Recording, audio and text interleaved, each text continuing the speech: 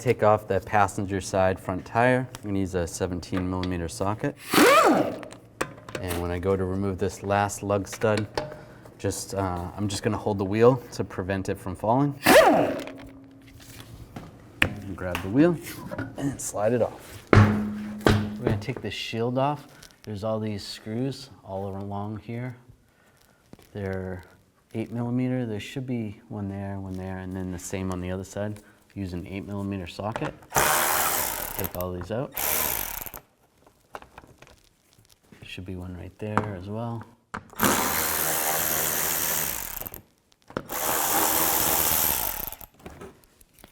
All right, and then just pull this down, slide it back. And I'm gonna find the coolant drain right over here.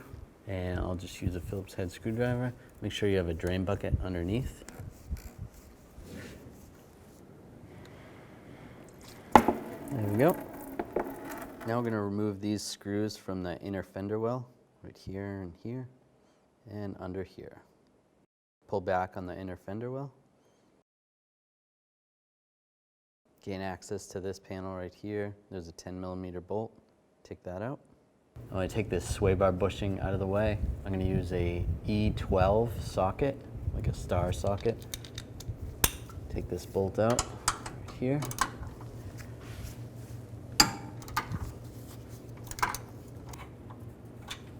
Get that out. And take this bolt out up top. And just take the bracket off. Just use a straight blade screwdriver. Just pry it out.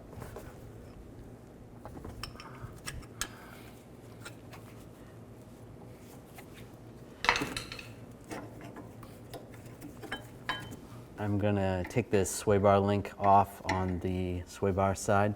Use a 15mm socket and an 18mm wrench to prevent the stud from spinning.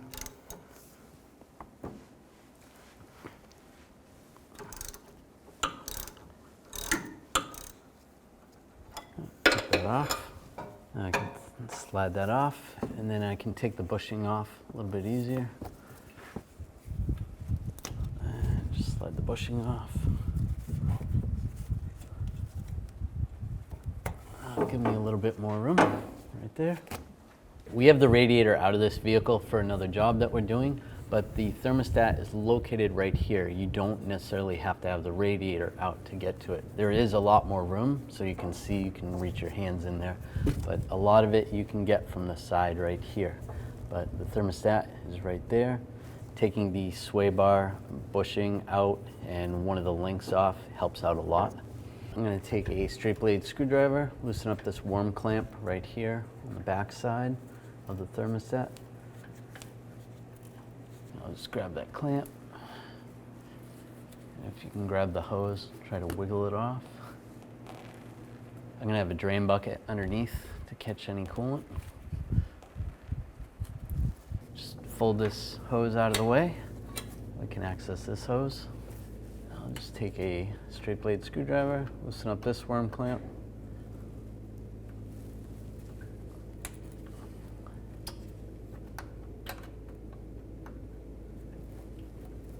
It's a little bit harder to get to.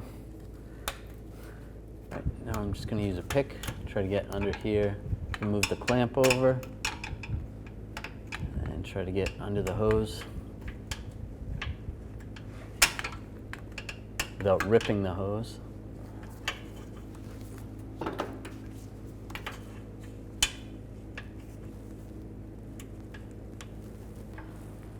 Just try to use a pry bar or a screwdriver and just try to get it off a little bit.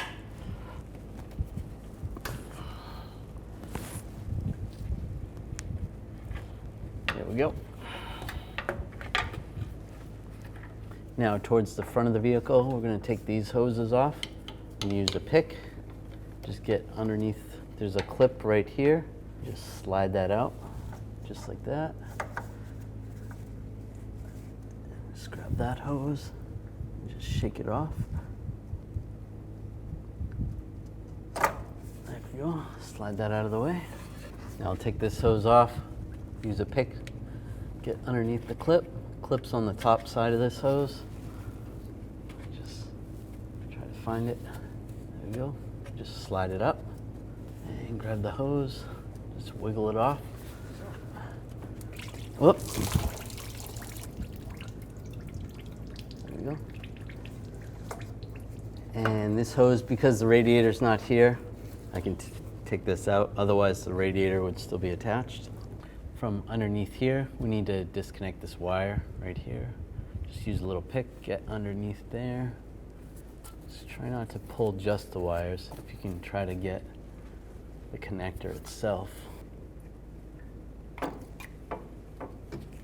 Slide that connector off. Now I need to take these two bolts out. I'm going to use a 10mm swivel socket. If you don't have a swivel socket, you can try to get in there with a universal joint.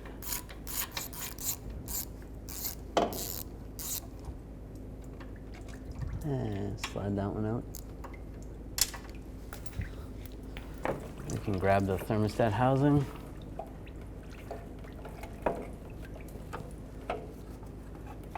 And just twist it, and you can slide it out right there. Slide the new one in.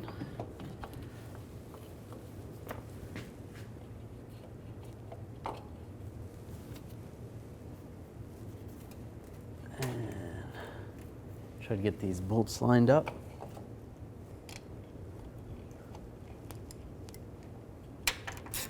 And just snug those bolts up. That's good. All right, take this connector, line it up, and lock it in place. That's good. And take the lower radiator hose and just line this up. It is slotted, so it only goes on one way. And lock it down in place. Now take this hose, position the clip back where it goes, and slide this over, lock it down. Take this upper hose, get that in position, push that all the way on, and push the worm clamp in position.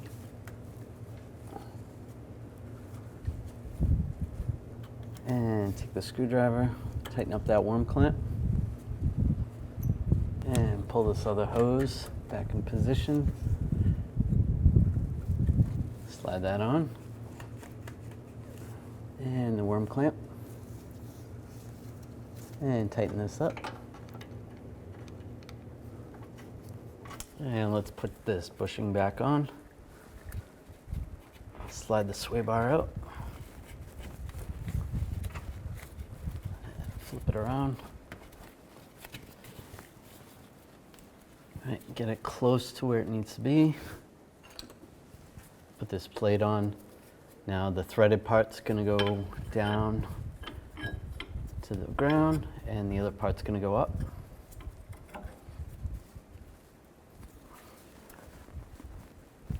Slide that on. Take one of these screws, put it underneath. Get that started there.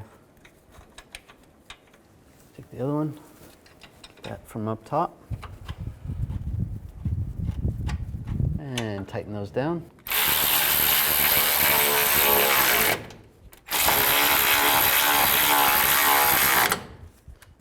And just take this panel, slide this back in position. Take this bolt, get this started right here. And if you have that nut that goes over here, over that stud, put that nut on. This vehicle doesn't have it. And tighten that up. And slide the inner fender well back in position.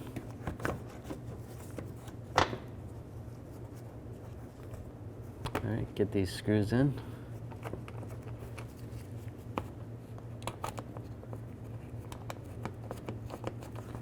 And snug those up. And put this screw in. Right there. And right here. Another screw right here. And if you have push pins or other screws, put those right in there.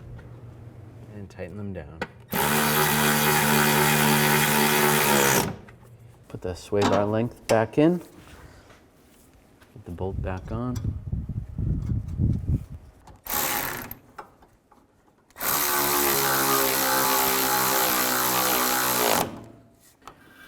And then torque this to 48 foot-pounds. And put the drain plug back in.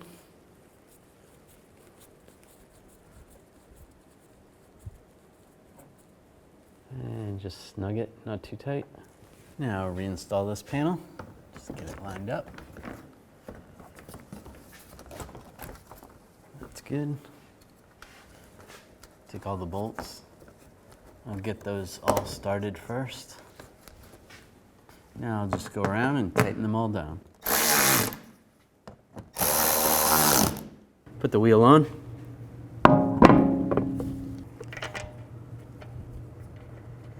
Now I'm going to torque these lug bolts to 110 foot-pounds in a star pattern to tighten the wheel down evenly.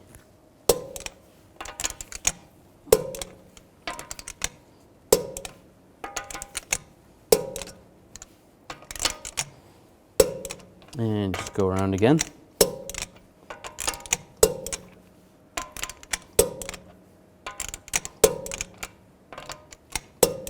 And you want to fill the system with the appropriate coolant.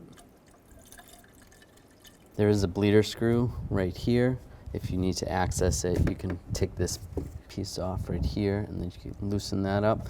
And when coolant comes out of there, then you can close it up and make sure this is topped off right here. There's a little key here telling where the min and the max is.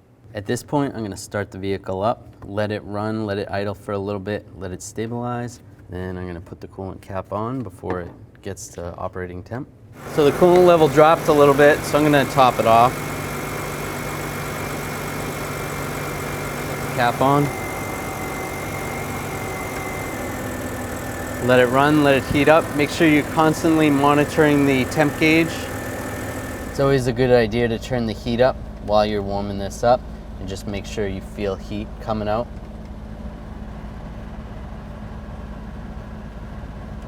Especially when the temperature gets up. If you see the temperature is already up there, just make sure the heat is coming through. You can always hold the RPMs up a little bit while you're doing this. Just constantly monitor that. Just make sure the temp doesn't go in the red.